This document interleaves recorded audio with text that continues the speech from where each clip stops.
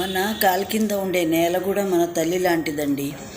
తల్లి ఎంత చక్కగా ఒళ్ళో బిడ్డను మోస్తుందో, ఈ భూమి తల్లి కూడా మనం చేసే రకరకాల పనులని భరిస్తోందండి.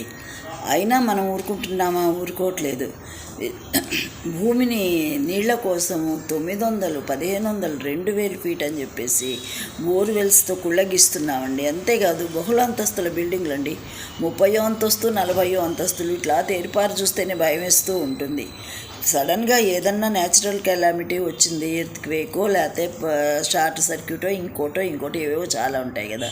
ఏదొచ్చినా ఆ పైనుంచి కిందికి అలా వచ్చినప్పుడు లిఫ్ట్ వాడకూడదటండి.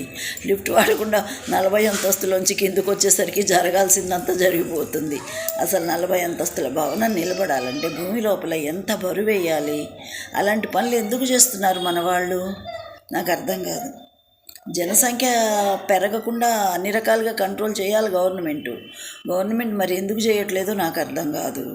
గవర్నమెంట్ కొన్ని లిమిట్స్ పెట్టచ్చు కదండి. అలా లిమిట్స్ పెడితే జనసంఖ్య తగ్గుతుంది. ఇట్లా మనకున్న ప్రకృతి వనరులన్నీ పాడు చేసుకుని చివరికి మనం ఏం సాధిస్తాం చెప్పండి.